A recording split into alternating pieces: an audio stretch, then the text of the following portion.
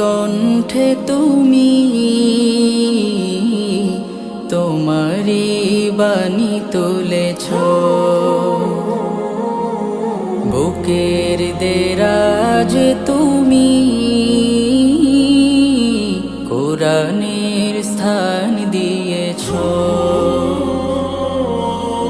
এত ভালোবাসো কেন মালিক আমায়, কি করে শুকুর তার করি আদায়।